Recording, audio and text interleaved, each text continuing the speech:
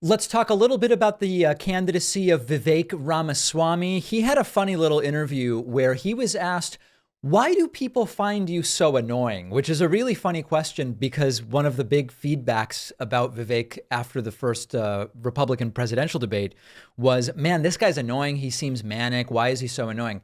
Vivek says, people are finding me annoying because I'm doing so well, which is also really, really funny. Let's take a look at this video. It's from yesterday's Fox News Sunday. And here is Vivek Ramaswamy trying to explain to the host, why are his unfavorables going up? Your profile is growing, but as it does, our polling also shows your unfavorables are up. This is the latest polling, up 12 points since we polled this in August. One recent opinion piece puts it this way. Of all the descriptors attached to Vivek Ramaswamy, the 38-year-old political tyro enjoying a bizarre surge in the Republican primary race for second place, the most common one seems to be annoying. Why do you think, as more people have gotten to know you, your unfavorables are up too? Man. Well, look, we have been taking intense criticism, Shannon, over the last several weeks since I performed well on that second debate. And this is part of the process, so I invite the open debate.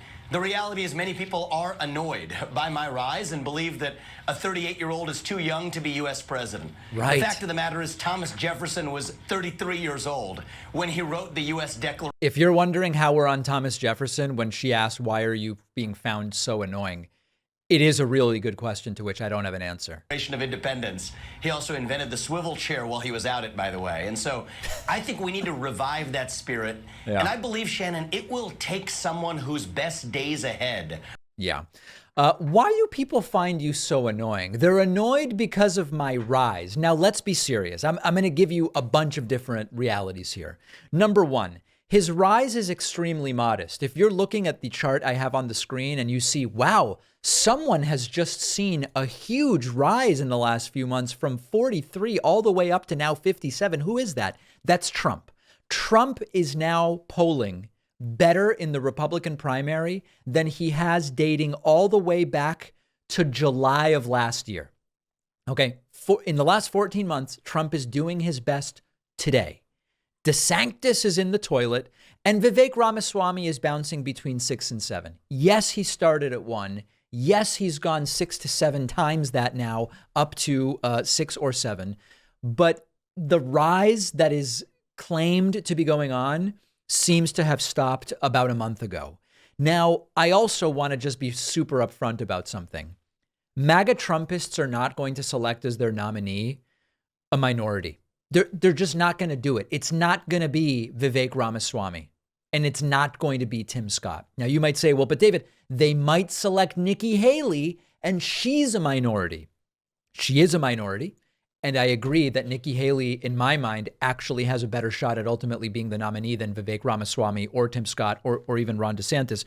But Nikki Haley, by virtue of using a different name than her birth name, and just generally her appearance, right? I mean, a lot of this is, remember, Obama was half black. In society, he was black. A lot of this is the way that you are perceived. Nikki Haley is not perceived as a minority in the way that Tim Scott and Vivek Ramaswamy are. If you want to show me any data that points to the same people that selected Trump based on his coalescing of xenophobia and racism are going to then go to Tim Scott or Vivek Ramaswamy, find me that data. I don't see it. And the truth is that this primarily is a tool for Vivek Ramaswamy to promote himself.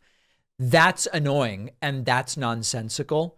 And he's also not doing that well. But I want to talk just a little bit more about some Vivek Ramaswamy policy, which is also really funny.